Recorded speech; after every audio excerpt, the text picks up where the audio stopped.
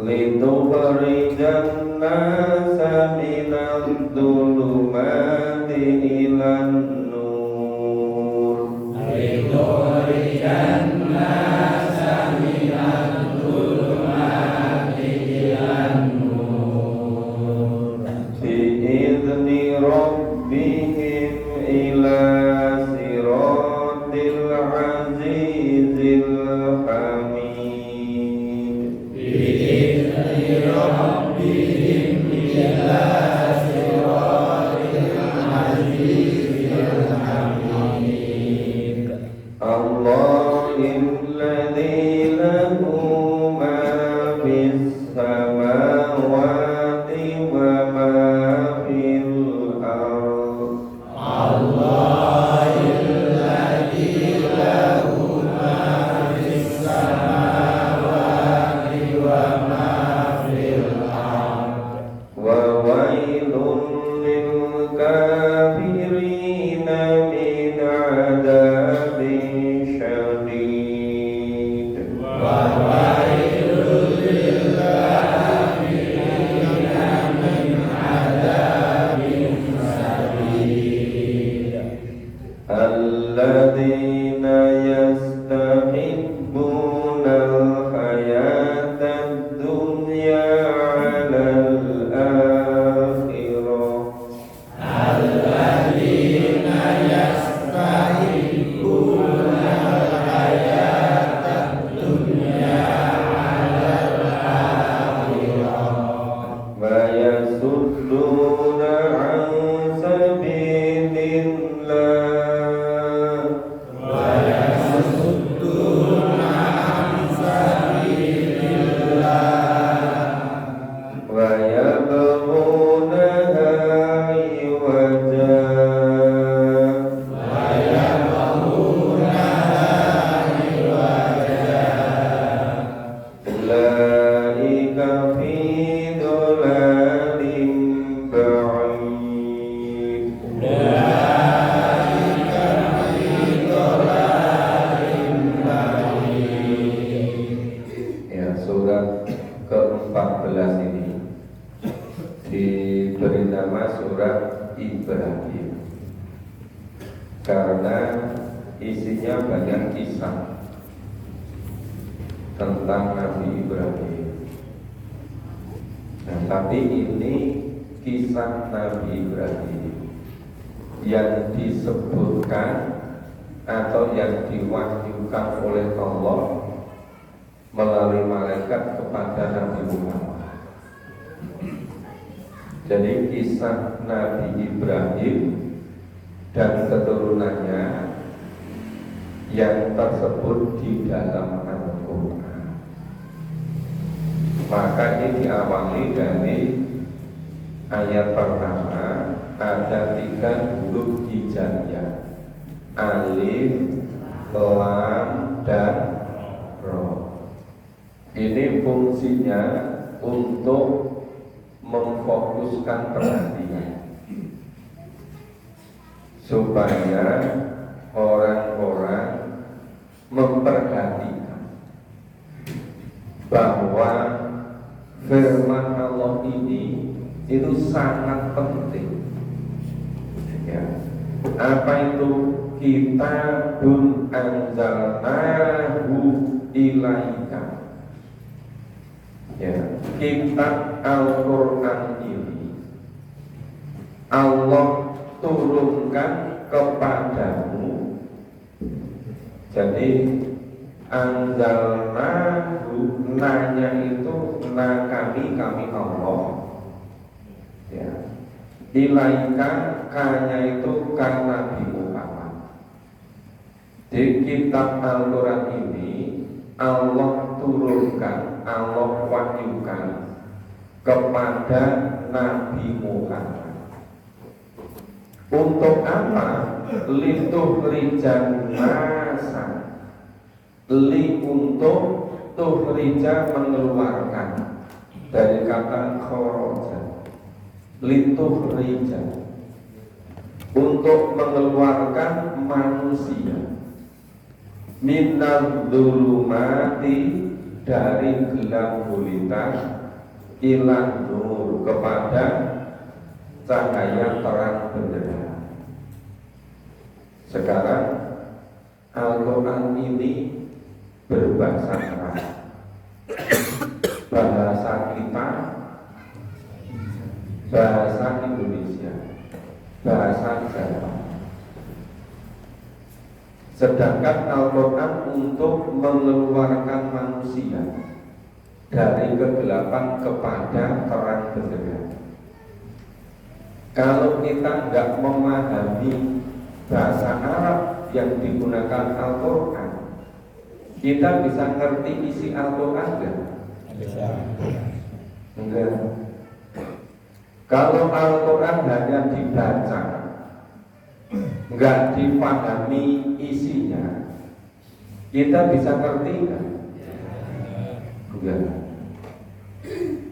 Kalau Al-Quran ini terus-menerus digunakan untuk arisan dengan cara membaca sampai selesai, tapi nggak dipahami isinya, bisa mengeluarkan kita dari gelap gulita ke cahaya apa tidak?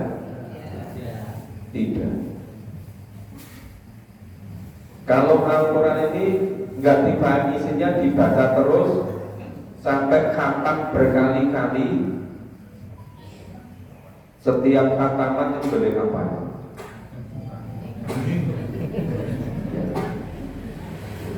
Kira-kira Al-Quran bisa mengeluarkan kita dari gelap gulita ke cahaya? Enggak.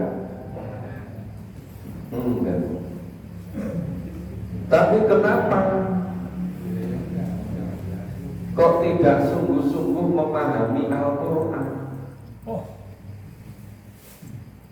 Ada yang melalui bid'ah, itu arisan terus, arisan membaca Al-Quran, mengamalkan membaca setiap huruf 10 kebaikan untuk mengumpulkan pahala. Padahal Al-Quran Allah wahyukan sebagai pedoman hidup, sebagai petunjuk hidup. Hada basairul linnas wa hudan wa rahmah liqaumin yuqinun. Al-Quran ini sebagai petunjuk, pedoman hidup bagi manusia, petunjuk dan rahmat bagi orang-orang yang yakin, yang percaya.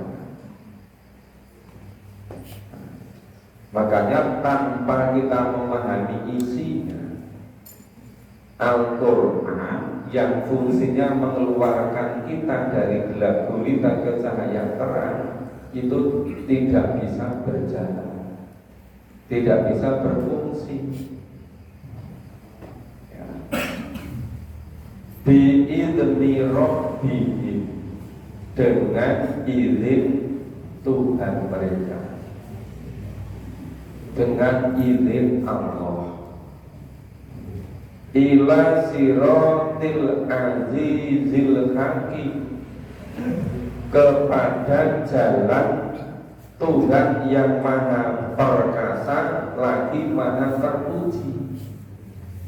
Lah yang dimaksud ya, ila siratil azizil hamid, jadi maksud Azizil Hamid, Tuhan yang maha perkasa lagi maha terpuji, itu Allah.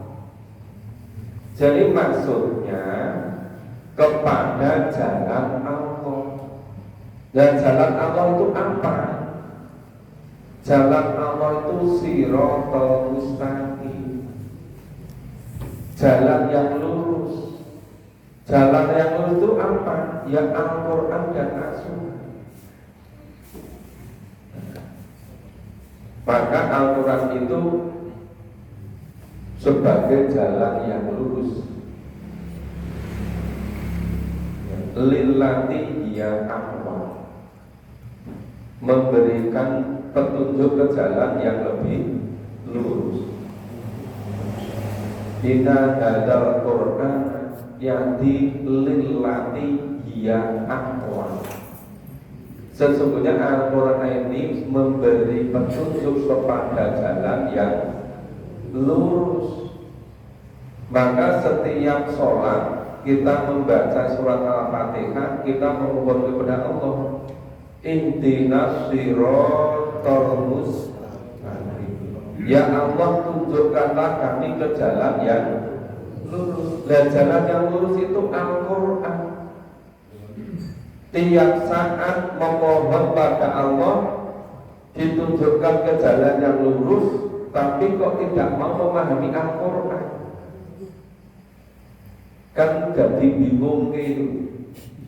Ini jadi karpe piye, bolak-balik meminta ditunjukkan jalan ke yang lurus. Jalan yang lurus itu Al-Quran. Lah kok ora gelem memahami Al-Quran, ya, kan jadi enggak sejalan. Allahilladzi lahu ma fis samawati wa ma fil ardh.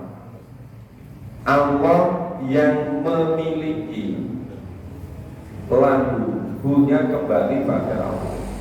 Allahilladzi lahu, Allah yang memiliki ma fis samawati, semua yang ada di langit, wa ma fil ardh, dan yang ada di bumi. Ini semuanya milik Allah. Semua yang ada di langit dan yang ada di bumi ini milik Allah. Termasuk kita manusia itu sebetulnya tidak memiliki diri kita sendiri, karena masing-masing kita itu milik Allah. Allah yang menciptakan kita, Allah yang memiliki kita. Makanya dalam menggunakan diri kita harus sesuai dengan tuntunan Allah. Kalau penggunaannya sesuai dengan tuntunan Allah, namanya kita bersyukur. Tapi kalau nggak sesuai dengan tuntunan Allah, namanya kufur. Ya, termasuk penggunaan kesehatan, kesempatan, guna waktu. Malam-malam begadang sampai jam 12, jam 1. Pagi-pagi waktunya sholat subuh ke masjid masih ngantuk. Kemudian kita dibengkak, ayo kita ke masjid, malah melindur. Berarti apa? Ini mensyukuri nikmat Allah. Berarti apa? Banyak orang yang tidak bisa tidur karena tidak tentram hidupnya. Nah, itu namanya penggunaan waktunya kalau sesuai dengan tuntunan Allah. Wa bailul lil kafirina min adzabin syadid. Kecelakaan, kecelakaan. Ada yang memahami masuk neraka, kecelakaan besar. Li bagi kafirina, orang-orang kafir.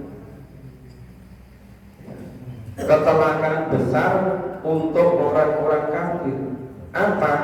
Min adzabin syadid, yaitu siksa yang sangat pedih. Orang-orang kafir dinyatakan oleh Allah itu orang-orang yang celaka, orang-orang yang masuk neraka, orang-orang yang mendapat siksa yang sangat pedih. Lah orang-orang kafir itu siapa? Alladzina yastahibbunal hayatad dunya 'alal akhirah. Ciri-ciri orang kafir: satu, yaitu orang-orang yang lebih menyukai, lebih mencintai dunia daripada akhirat. Jadi kalau kita ini lebih cinta pada dunia daripada akhirat, ya diri kita itu kafir menurut firman Allah gitu. Menurut surat Ibrahim ayat 3 ini. Itu ciri yang pertama. Ciri yang kedua, wayasuddunan sabilillah, orang-orang yang menghalang-halangi manusia dari jalan Allah.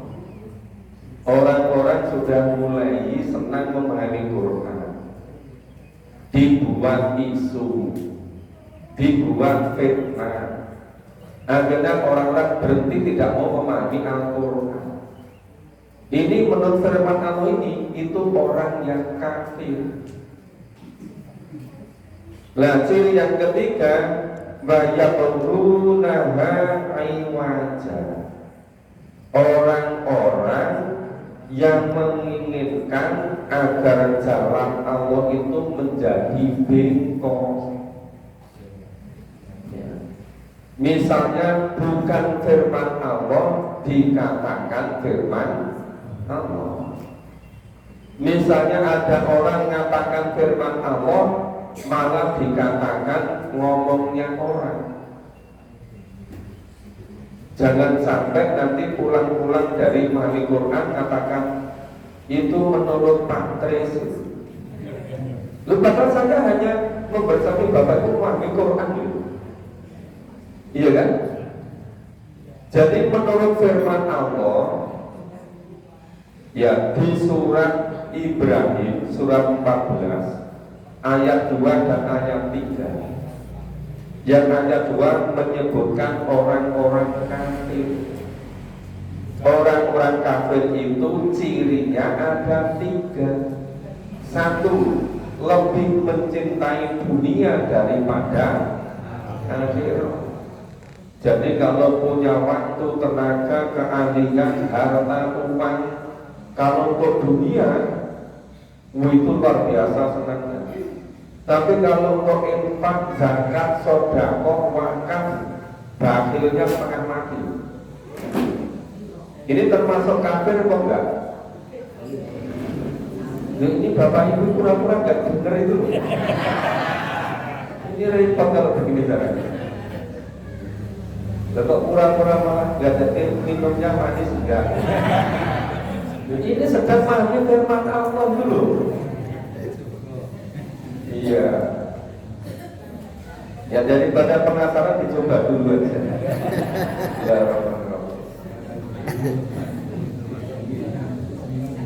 ya ternyata manis betul.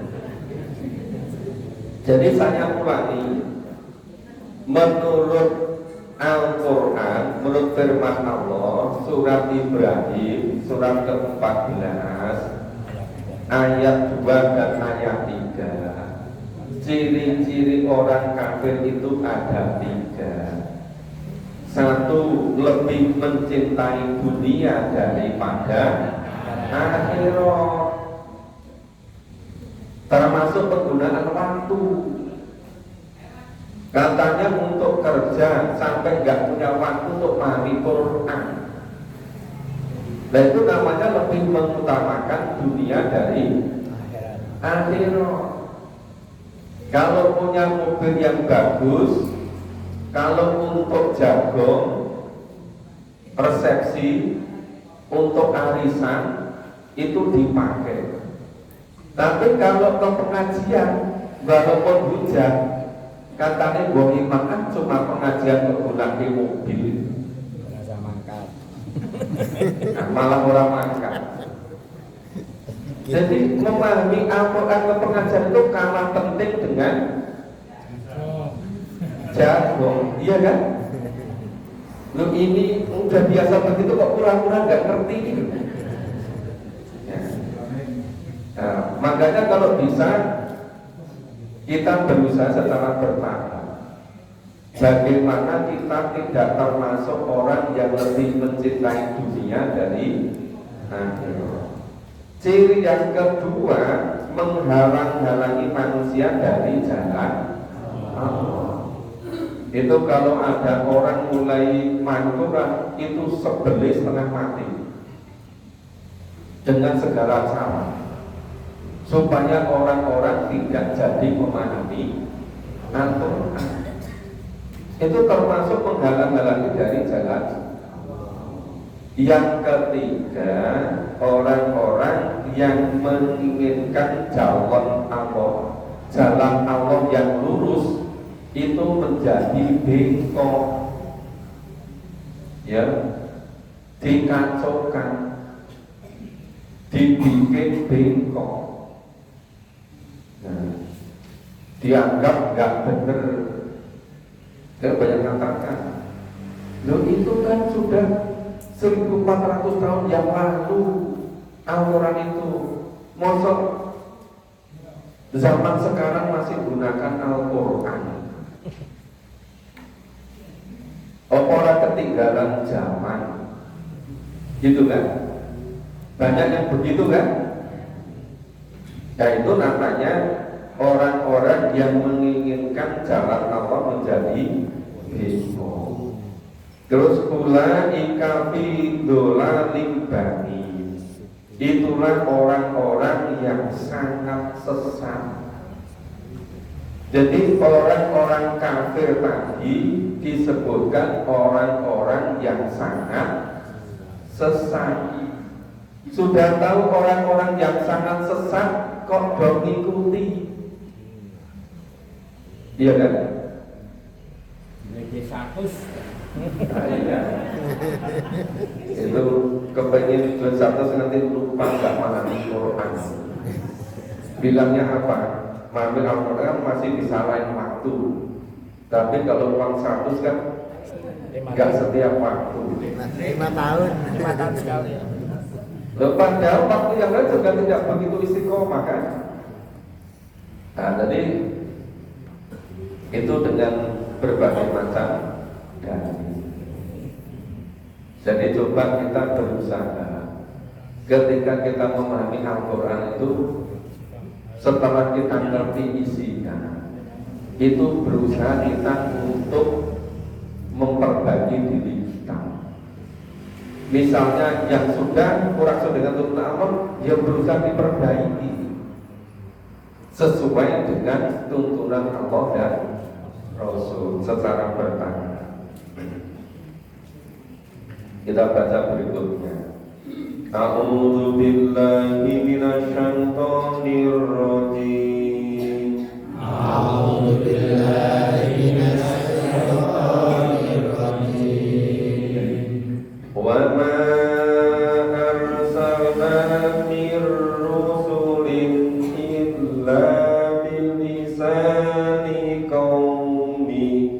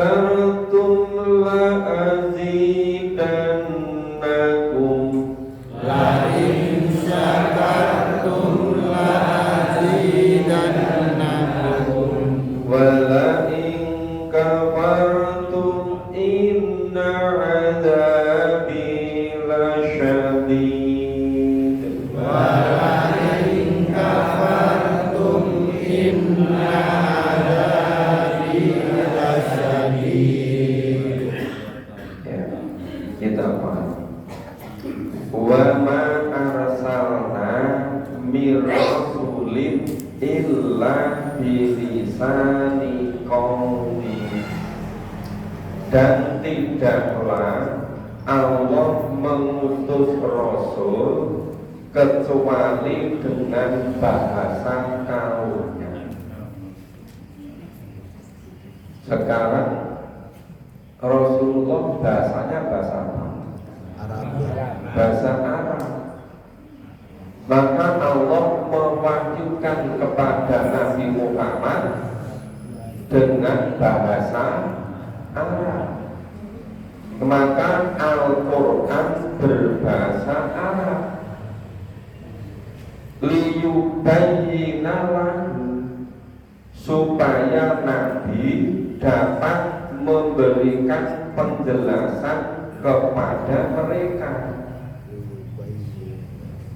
Jadi Al-Quran ini berbahasa Arab karena Nabi Muhammad berbahasa Arab, supaya Nabi menjelaskan kepada manusia.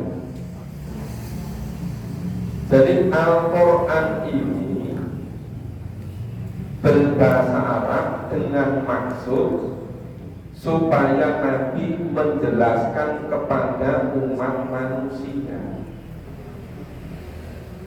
Nah, Al-Quran yang berbahasa Arab itu untuk seluruh umat manusia. Quran ini basairul linnas, pedoman hidup untuk manusia. Sahdu Ramadan alladzi unzila fihil Qur'an hudan linnas wa bayyinatin minal huda wal furqan. Jadi Al-Quran sebagai petunjuk bagi manusia. Maka Nabi Muhammad itu kafatan linnas, Nabi diutus untuk seluruh umat manusia. Tapi sekarang banyak orang-orang yang menghembus-hembuskan katanya Al-Quran ini impor dari Timur Tengah. Kemudian mereka mengatakan agama Islam itu juga impor dari Timur Tengah. Ini bukan mereka tidak tahu, itu by design yang dilakukan oleh Islamophobia. Padahal menurut Allah, Islam ini untuk seluruh manusia. Basairul linnas. Nah, kita ini yang hidup di sini manusia apa bukan? Ya manusia yang masuk. Bukan hanya manusia yang berbahasa Arab.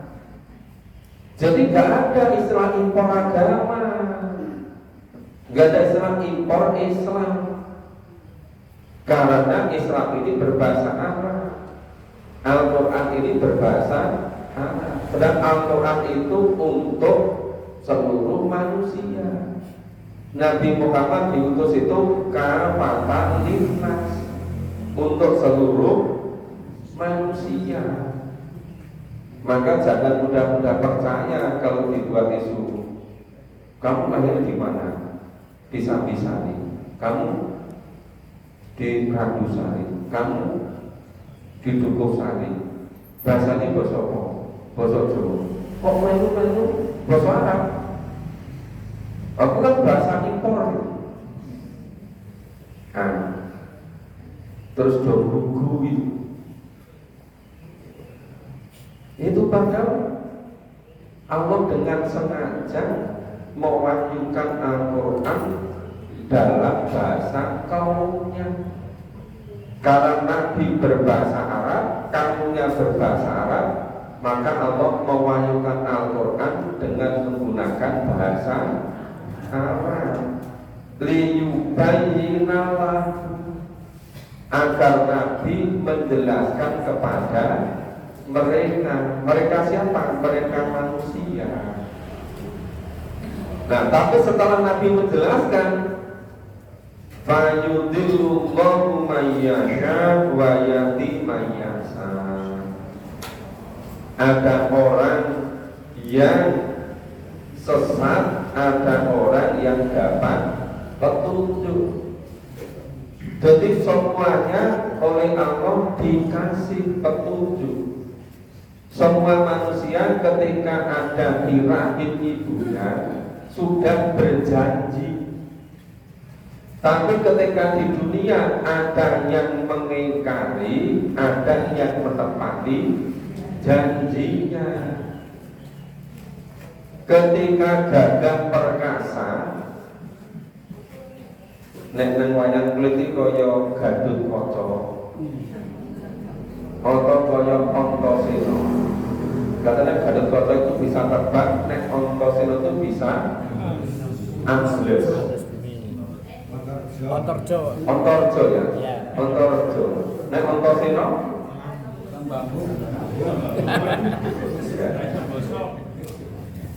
tapi nanti kalau amblesnya kebablasan nanti kaya korun. Reso Bali kan?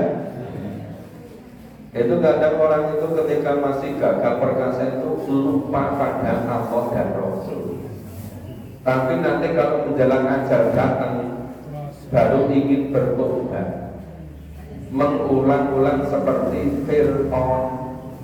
Setelah mau tenggelam di Laut Merah, ingin beriman kepada Tuhannya Nabi Musa. Padahal ketika masih menjadi raja, nanti perintahkan yang Haman, teknokratnya. Haman diperintahkan, coba buatkan bangunan yang menjulang tinggi ke langit, katanya untuk ngintip Tuhannya Nabi Musa. Itu saking menghinanya. Ketika lagi berpuasa menghina-hina Tuhan, menghina Allah. Tapi ketika menjelang ajal ingin beriman kepada Tuhannya Nabi Musa. Yang seperti Fir'aun ini banyak kan? Ya banyak tidak usah keras-keras ngomongnya.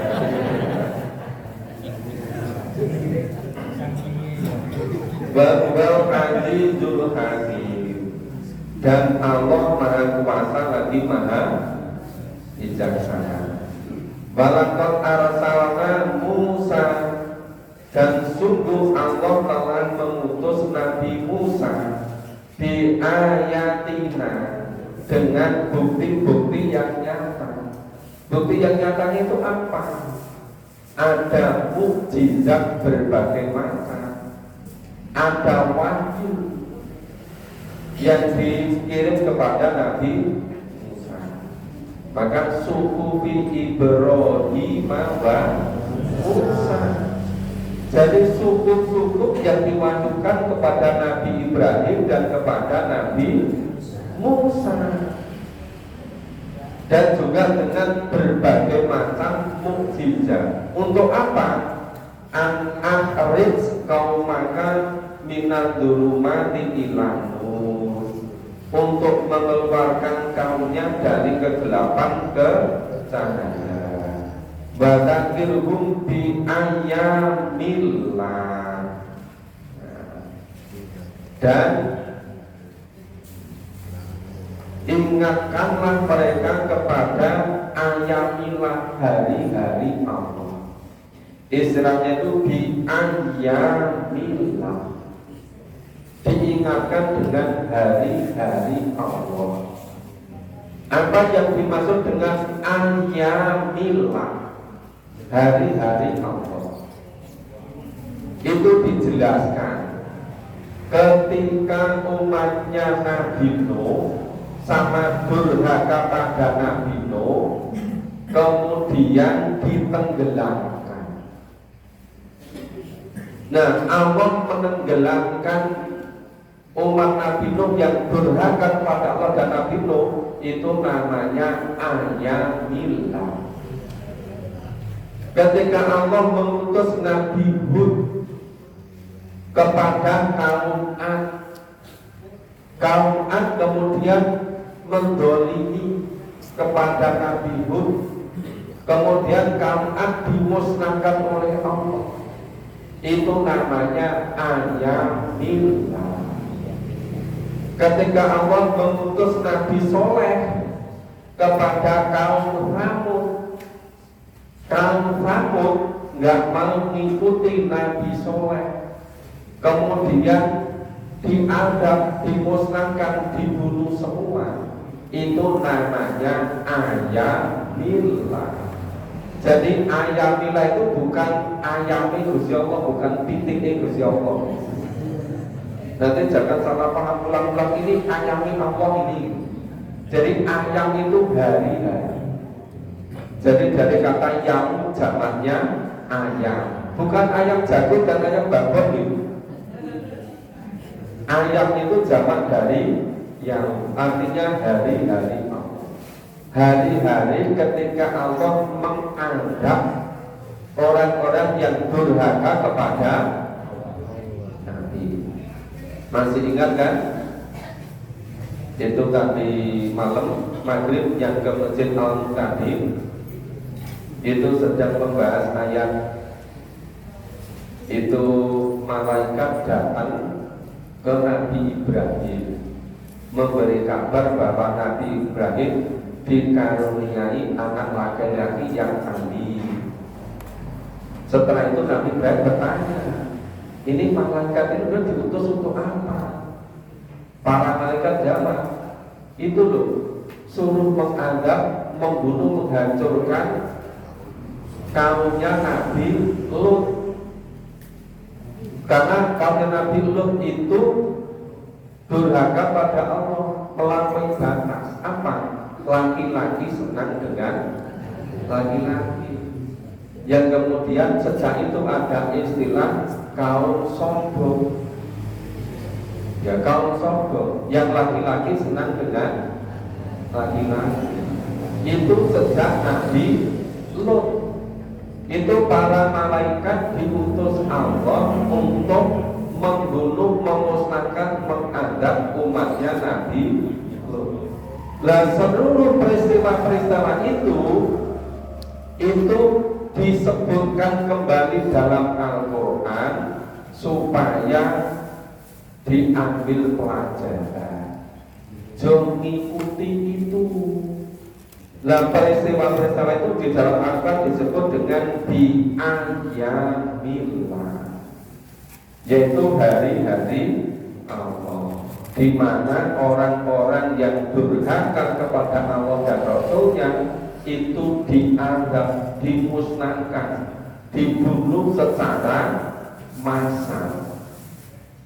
Itu kaum-kaum yang dahulu. Tapi sekarang banyak, ada yang kecelakaan macam-macam, meninggal di tempat-tempat maksiat.